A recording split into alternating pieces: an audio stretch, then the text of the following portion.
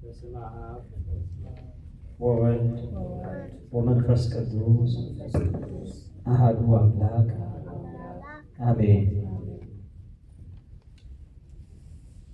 የተከበሩ መምህራችን ክቡር ሊቀ ስዩማን ቀሲስ ወንደሰን፣ መጋቤ ሥርዓት ቀሲስ ገርመው፣ ዲያቆናት ንጹሐን፣ የደብራችን የወቅሃ ሃይማኖት የሰንበት ትምህርት ቤት ዘማሪያን፣ በዚህ በዛሬው ዕለት አጋዕዝተ ዓለም ሥላሴ ፈቅደውላችሁ የመጣችሁ እግዚአብሔር አብዝቶ የሚወዳችሁ እግዚአብሔርን የምትወዱት የልዑል እግዚአብሔር ማደሪያዎች አባቶች፣ እናቶች፣ ወንድሞች፣ እህቶች እንዲሁም በማደግ ላይ ያላችሁ ሕፃናት እንደምን አደራችሁ?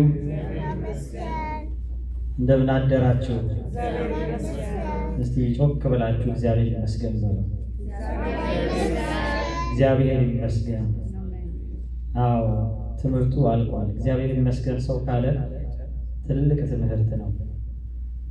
በሕይወታችን ውስጥ የኢትዮጵያ ኦርቶዶክስ ተዋሕዶ ቤተክርስቲያን አንዱ ትልቁ ሀብቷ እንደምን ዋላችሁ ስትባሉ ያዋላችሁን እግዚአብሔርን ምን ብላችሁ ትመልሳላችሁ? እግዚአብሔር ይመስገን። ያስመሻችሁም እግዚአብሔር ይመስገን። ያሳደራችሁም ካለ እግዚአብሔር ማደር ስለማይቻል፣ ካለ እግዚአብሔር መዋል ስለማይቻል እንቅፋቱን ታውቁታላችሁ አይደል? ተኝቶ መነሳት ይከብድ ይሆናል። ያልታሰበ አደጋ ሊመጣ ይችላል። የሚያስጨንቅ ነገር ሊኖር ይችላል። መንገዳችን ላይ የሚኖረውን እንቅፋት አናውቅም። እግዚአብሔር ግን ምን ያደርጋል? ይጠብቀናል። አሁንም ይጠብቃችሁ። አሜን። ዲያቆን ናቲ አስተምሯል። የሰማነው ሰምተናል። አሁን የተለየ ትምህርትም አይደለም የምናስተምራችሁ። የሚቀጥለው ሳምንት ምንድን ነው በዓሉ? ሆሳዕናን ልጆች ቶሎ ነው የሚያውቁት ዘባባ ስላለው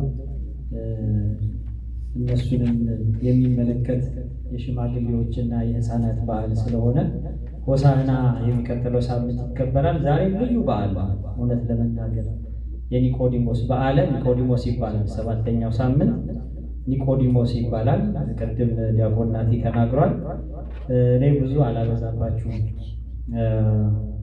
ሐወስከኒ ሌሊተ ወፈተንኮ ለልቤ አመከርከኒ ወኢተረክበ አመፃ በላዕሌ ከመ ኢይንብብ አፉየ ግብረ እጓለ እመሕያው። ቅድም ምስባክ ሲሰበክ የሰማችሁት ቃል ነው።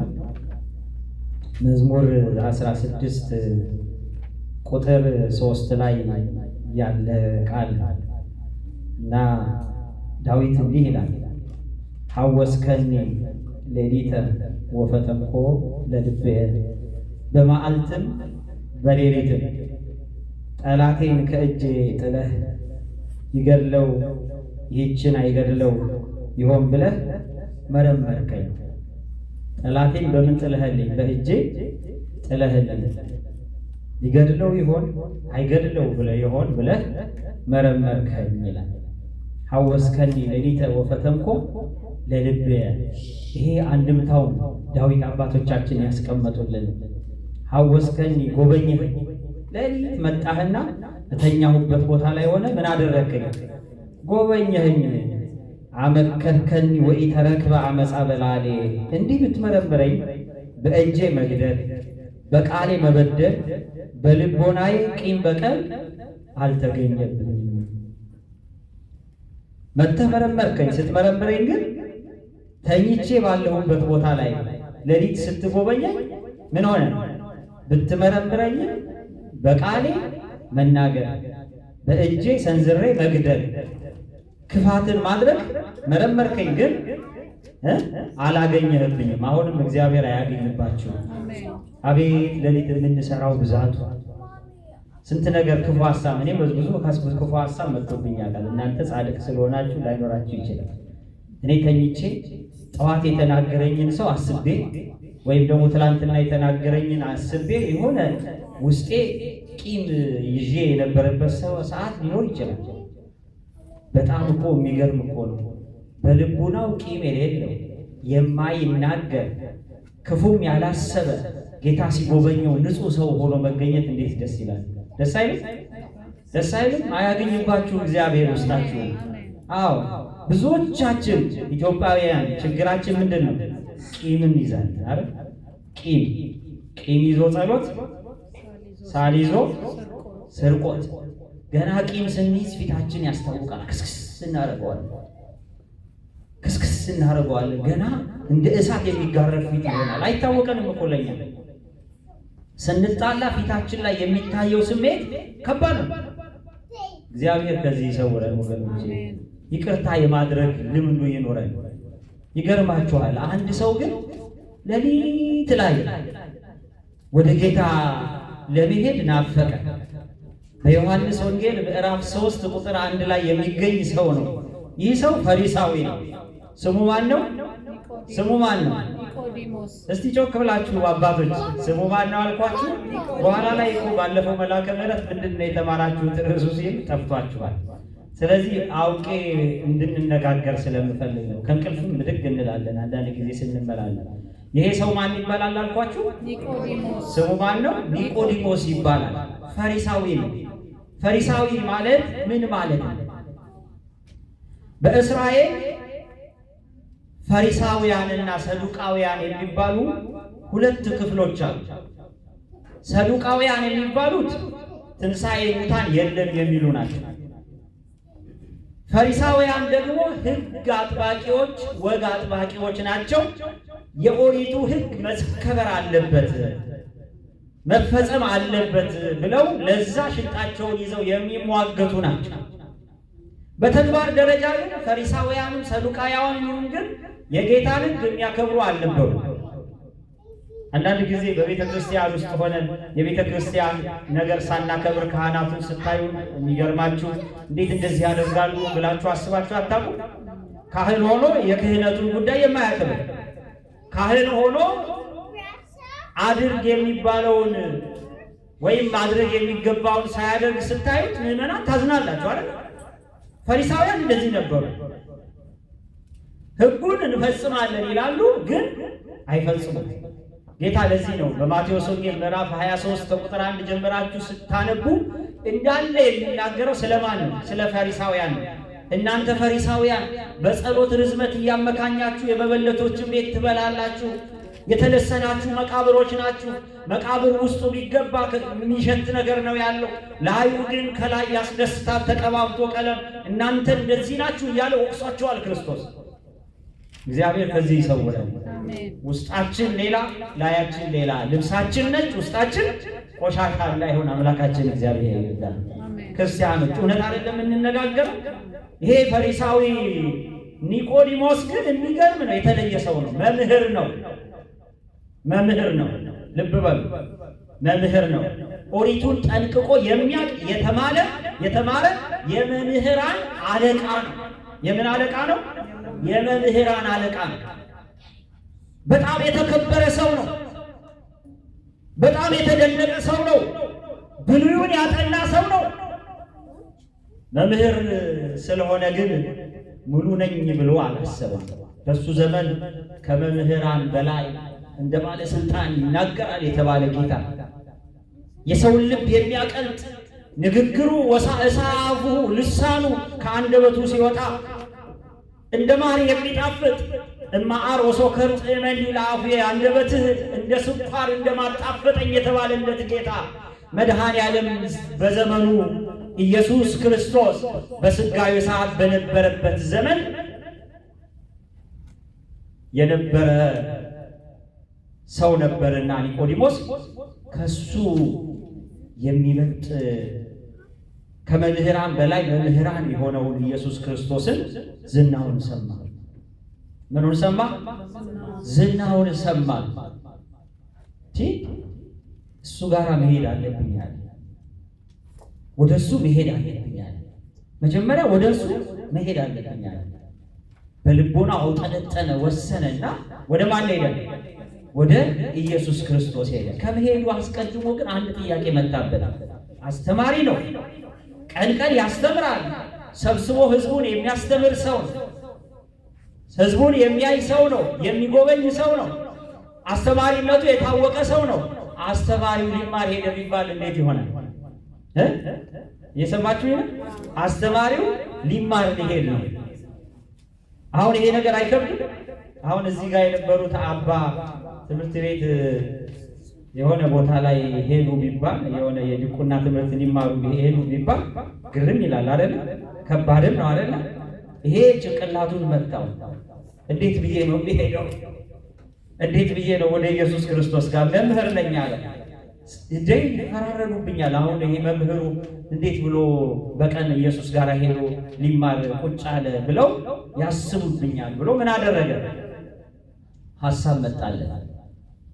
አይ ግድ የለም እነዚህ የአይሁድ መምህራን ሳያዩ ቀስ ብዬ መቼ ልሂዳል? ማታ ላይ ልሂዳል። አንዳንድ ጊዜ የኢትዮጵያ ኦርቶዶክስ ተዋሕዶ ቤተክርስቲያን የቆሎ ተማሪ ትምህርት መቼ እንደሆነ ታውቃላችሁ? የቆሎ ተማሪ አይተኛም። የኒቆዲሞስ በረከት እንዲያገኝ ተብሎ የቆሎ ተማሪ ሌሊት ቅኔ ሲቆጥር ነው የሚያደርገው። ዜማ ሲማር ነው የሚያደርገው። ሌሊት መኝታ የለም። ቀን ምንድነው የቆሎ ተማሪ በኢትዮጵያ ባህል?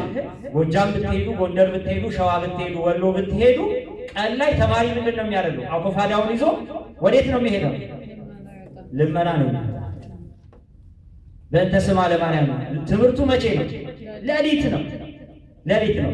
ለምንድን ነው ሌሊት የሆነው? የሌሊት ልቡና ክት ነው። ክት ማለት ገብቷችኋል? የተካተተ ነው። አይምሯችሁ እዛ አይሉ ወደዛ አይሄድም። አባቶቻችን ሌሊት ማህሌት የሚባለውን ምስጋና የሚያመጡት ለዚህ ነው። ሌሊት እግዚአብሔርን የሚያመሰግኑ በከተተ ልቡና ውስጣቸው በተመስጦ እንዲያገለግል ሌሊት ላይ ተነስተው መጥተው ያገለግላሉ። ሌሊት ላይ የቆሎ ተማሪ ይማራል፣ ሲማር ያድራል። ኒቆዲሞስ ያንን መረጠ። የሌሊቱን ሰዓት ሐሳቡ የሚሰበሰብበትን አሉባልታ የሌለበትን ሰዓት መረጠ። ምን የሌለበትን ሰዓት? ሌሊት ላይ አሉባልታ የለም፣ ሁሉም ተኝቷል። ቀን ላይማ አይቻልም። ገና ለብሶ ወደ ጌታ ሲሄድ ወዲያው ነው። አሁን ይሄ መምህር ነኝ ብላችሁ ታደርጉታላችሁ? ምን አይነት የማይረባ ሰው ነው! እዛ እኮ ሊማር ሄደ ይላል። አያችሁ? ስለዚህ ኒቆዲሞስ የትኛዋን መረጠ? የማታዋ ሰዓትን። እየሰማችሁኝ ነው? የማታዋን ሰዓት መረጠ። በማታ ቀስ ብሎ ወደ ኢየሱስ ክርስቶስ ጋር ሄደ። እኔ ይሄ ሰው ድንቅ ነው።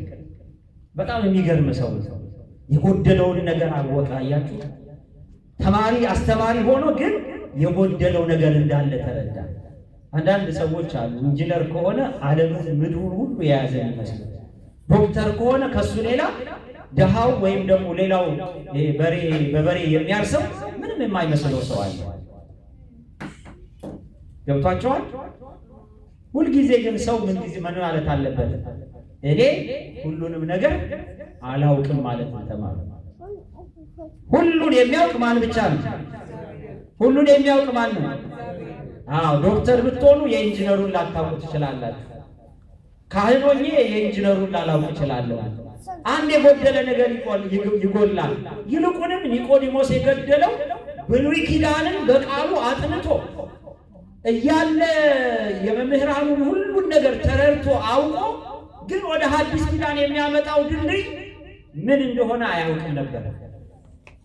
ሐዲስ ኪዳን ነው የተማረው። ኢየሱስ ክርስቶስ ሊያስተምረው ወደ ኢየሱስ ክርስቶስ ሲሄድ የፈለገው ስለምንድን ነበረ? ስለ ጥምቀት አይደለ?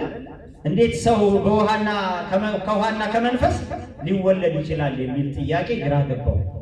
እንዴት ከውሃና ከመንፈስ ሰው ይወለዳል አለ። ቅድም ናቲ ያብራራው ይመስለኛል።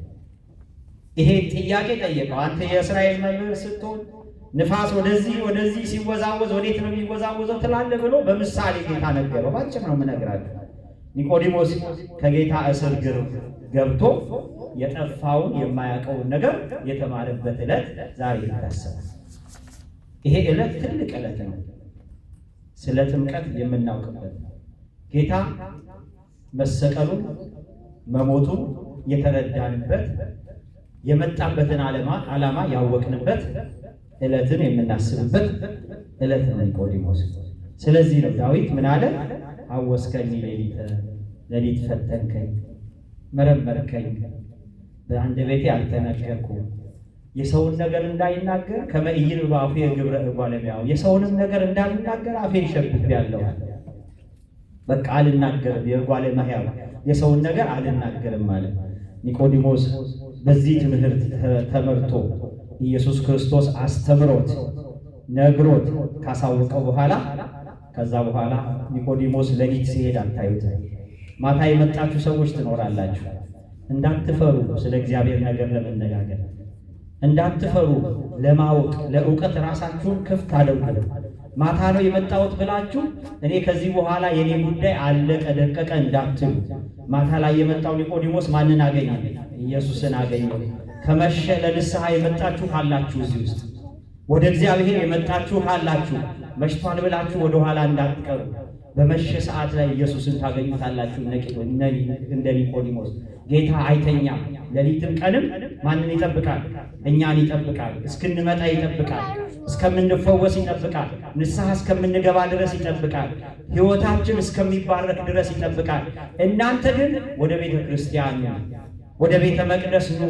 አምላኬ አምላኬ እገይስ ኀቤከ ጸማት ነፍሴ ለከ እፎ እስፋህ ለከ ሥጋዬ በምድረ በዳ ሀበ አልቦ ዕፅ ወማይ ከመዝ በመቅደስከ አስተርአዩከ ወከመ አእምር ኃይለከ ወስብሐቲከ እስመ ይሄይ ሰማዩ ሳህልከ። በቤተ መቅደስ ውስጥ ሆነ አየሁ። አምላኬ ሆይ ወደ አንተ ገሰግሳለሁ። መዝሙር 62ን አንብቡት። አምላኬ ሆይ ወደ አንተ ገሰግሳለሁ። ጸማት ነፍሴ ለከ አንተን ነፍሴ ምን ብላለች? ተጠምታለች። አንተን ተጠምታለች። የተጠማ ይምጣ የሕይወትንም ውሃ እንዲያው ይውሰድ ተብሎ ተነግሯል። የተጠማችሁ ኢየሱስን በሌሊት ታገኙታላችሁ። ጠዋት ስትመጡ ቤተ ክርስቲያን ኢየሱስን በቤተ መቅደስ ታገኙታላችሁ። ሲፈውስ ታገኛላችሁ። ስትድኑ ታገኙታላችሁ። የሐሳባችሁ ሲሰካ ታገኙታላችሁ። ነገር ግን እናንተ ውደዱት። ጸማት ነፍሴ ለከ በሉት። ነፍሴ አንተን ተጠማች፣ እወድሃለሁ። በምድረ በዳ ከምቅበዘበዝና ከምሞት ሕይወቴ ከሚበላሽብኝ እንደ ኒቆዲሞስ መጥተህ አስተምረኝ። መጥቼ አስተምረኝ። መጥቻለሁ በሉት። አስተምረኝ፣ የማላውቀውን ንገረኝ በሉት። ፈውሰኝ በሉት። አንተ አድነኝ በሉት። ሕይወታችሁን የሚባርክ የሚያድን የሚፈውስ አምላክ ስለሆነ ክርስቲያኖች ኒቆዲሞስ ተፈወሰ። በምን? በጌታ ትምህርት ተፈወሰ። ያልገባውን ያላወቀውን ያልተረዳውን መምህርን ቢሆን ከሱ በላይ መምህር የሆነው ኢየሱስ ክርስቶስ ነገረው። አንዳንድ ሰዎች አሉ እኔ ብቻ አዋቂ ነኝ የሚሉ መምህር ተብለው ሰዎች የሚክሉት መቼ እንደሆነ ታውቃላችሁ? ለመማር ራሳቸውን ሳያዘጋጁ ሲቀሩ። ዛሬ እኛ ቤተ ክርስቲያን ውስጥ ሆነው መምህር ነበርኩኝ፣ ቴዎሎጂ ተምሬ ነበረ፣ እንዲህ ነበርኩኝ፣ ሌላ እምነት ላይ ሄደው እንደዚህ ነበርኩኝ ብሎ ይፎክራል። ለዛው እኮ የተማሩ አይደለም። የተማሩት ሰዎችማ ጥምጥማቸውን ጠምጥመው ሰውነታቸውን ደብቀው በባዶ እግራቸው እየሄዱ ነው ቤተ ክርስቲያኗን ያቆያል። ዝም ብሎ በባዶ ገለባ ሆኖ ተምሮ እኔ ተምሬያለሁ ቴዎሎጂ ነበርኩ ለምንፍቅናና ልክህደት ከቤተ ክርስቲያን ለመውጣት ለማሳበቢያ። ኒቆዲሞስ ግን እንደዚህ አልነበረ። እውነተኛ ኒቆዲሞሶች ዛሬም ይማራሉ። ዛሬም ወንጌልን መስማት ይፈልጋሉ። ቁጭ ብለው መማርን ይወዳሉ ከመናገር ይልቅ። እኔ እንዲህ ነኝ እንዲህ በሉ ብሎ ሰው ላይ ከመፍረድ ይልቅ ቁጭ ብለው ለመማር የተዘጋጁ ናቸው ኒቆዲሞሶች። ኒቆዲሞስ ለመማር የተዘጋጀ ሰው ነበረ። ቅዱስ ሰው ነበረ። በመጨረሻም ሰዓት ላይ የጌታን ሥጋ የተቀበለ በአደባባይ ላይ በማታ ተምሮ በአደባባይ 11 ሰዓት ላይ ሄዶ ፈሪሳዊ ነኝ ከሰቀሉት ጋር ተባበራለሁ ሳይተባበር የጌታን ሥጋ ስጡኝ ብሎ የለመነ ከዮሴፍ ጋር የገነዘ ጌታን የገነዘ ሰው ነው። ቅዱስ ነው ኒቆዲሞስ። ክርስቲያን ስትማሩ ከክርስቶስ ጋር ትተባበራላችሁ። ቁረቡ እየተባላችሁ አትጨቀጨቁ። እባካችሁ ኑ አትባሉ። እባካችሁ ስጡ አትባሉ። የተማረ ሰው ምን ያደርጋል? ያውቃል። ጌታ ያስተምራችሁ፣ አምላክ ያስተምራችሁ፣ መድኃኔዓለም ያስተምራችሁ።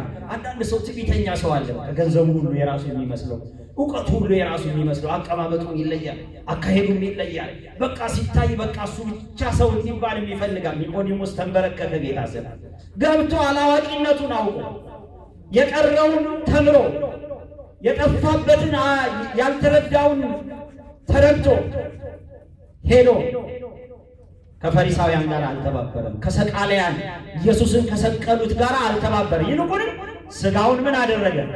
ለመነ። ሰጡት። ክርስቶስን ገነዘ።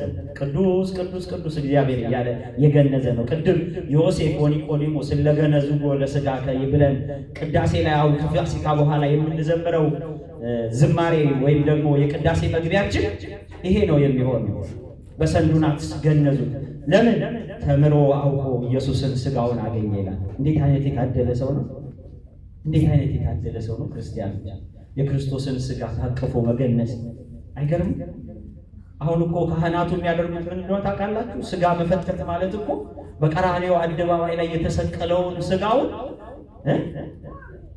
ዘኢተገብረ ለመላእክት ተገብረ ለካህናት፣ ለካህናት የተሰጠው ስልጣን ይገርማችኋል። በጣም ግሩም እኮ ነው። መላእክት የክርስቶስን ሥጋ መንካት አይችሉም፣ መፈተት አይችሉም። ካህናት ግን ምን ማድረግ ይችላሉ? መፈተት ይችላሉ። ፈትተው ደግሞ ለእናንተ ያቀብላሉ። መላእክት ሥጋውና ደሙን አይቀበሉም፣ እናንተ ትቀበላላችሁ። ምን ያህል ፍቅር እንደሆነ ታውቃላችሁ? ምሴተ ሐሙስ ለጸቢያ ዓርብ ያለውን የክርስቶስን ሥጋና ደም ትቀበላላችሁ። ከመላእክት በላይ የሆነ ስልጣን እኮ ተሰጥቷችኋል ማለት እኮ ነው ክርስቲያኖች። የሚገርም እኮ ነው። የሚገርማችሁ አባቶቻችን አንድ ትምህርት አለ፣ በመልክዓ ቁርባን ላይ የሚተነተን ትምህርት አለ። አሁን ለምሳሌ ካህኑ ይሄ ኃጢአተኛ እንዴት ያቆርበኛል ብላችሁ የምታውቁት ወይ የሰማችሁት ነገር ካለ ይሄ እንዴት እንደዚህ ይሆናል ብላችሁ ጭንቅላታችሁ ውስጥ ብታስገቡ እናንተ ትኮነናላችሁ። የሚገርመው ካህኑም ኃጢአተኛ ከሆነ ምን ይሆናል መሰላችሁ? ምን ይሆናል መሰላችሁ? ሥጋው ደግሞ ሊቀበል ሲል መልአክ አለ፣ የታዘዘ መልአክ አለ። ከአፉ ላይ በውጥረት ነው የሚወስደው። ይሄ የቤተ ክርስቲያናችን አባቶች አይተው መልክዓ ቁርባን ላይ በአንድምታ ትምህርት የሚሰጡት ትምህርት ነው። ከአፉ ላይ ነው የሚነጥቀው። ቅድስና ንጽሕና ይፈልጋል። ከዛ ምን ይሆናል? በበረሃ ለወደቁ በበረሃ ለዘጉ ለነዛ አባቶች በጉጠት ይዞ፣ ጉጠት ማለት ገብቷችኋል አይደል? ሥጋውን ደግሞ መላእክት መንካት ስለማይችሉ በእጃቸው መያዝ ስለማይችሉ፣ ካህን ግን ምን ማድረግ ይችላል? መንካት ይችላል። ግን እየነካ ኃጢአተኛ ቢሆን ከአፉ፣ ምእመን ኃጢአተኛ ቢሆን ከአፉ ይወሰድበታል። ቆርቦ እንዳልቆረበ ይሆናል። ይወሰድና በበረሃ ላለ ይሰጣል ይላሉ አባቶቻችን። እግዚአብሔር ከዚህ ይሰውራል። ቆርበን ከመኮነን አይደለም የምንመራረቀው። ሲመርቁ ካህኑ ቆርቦ ከመኮነን እግዚአብሔር ምን ይበለን? ያድነን፣ ያድናችሁ። አይዟችሁ ለሥጋው ደግሞ ለማስፈራራት ወይም እንዳትቀርቡ ለማድረግ አይደለም። ኃጢአታችሁ እንደ ደም ብትቀላ እንደ ባዘቶ ነጭ ትሆናለች አለ አይደል ነብዩ? ኃጢአታችሁ እንደ ደም ብትቀላ እንደ ባዘቶ ምን ትሆናለች? ነጭ ትሆናለች። ኃጢአታችንን የሚያነጻ ኢየሱስ የሚባል መድኃኒት አለ። ቀራንዮ አደባባይ ላይ የተሰቀለ እነ ኒቆዲሞስ የገነዙት ዮሴፍ፣ የአርማትያስ ሰው ዮሴፍ የገነዘው ኢየሱስ አለ። ኃጢአትን እንደ ደም ብትቀላ እንደ ባዘቶ ንጹሕ ያደርጋል። ግን ብቻ ወደ ሥጋው ደሙ ስትቀርቡ ምን መሆን አለባችሁ? ንስሐ ያስፈልጋቸዋል። አንብአ ንስሐ፣ የእንባ ንስሐ ያስፈልጋል። ይቅር በለኝ ማለት ያስፈልጋል። መንበርከክ ያስፈልጋል። መስገድ ያስፈልጋል። መጾም ያስፈልጋል። እግዚአብሔር ጾማችንን ይቀበልልን፣ ኃጢአታችንን ይደምስስልን። ሥጋውን በልተን ደሙን ጠጥተን የዘላለም ሕይወትን እንድንወርስ ያድርገን። አስተምራለሁ ያልኩት ጥቂት ሰዓቱ እልም ይላልና 10 ተኩል ሆኗል። እዘምራለሁ ብዬ ነበር። ዲያቆን ናቲ ሊያጅበኝ ነበረ፣ ግን ሰዓቱ ስለሄደ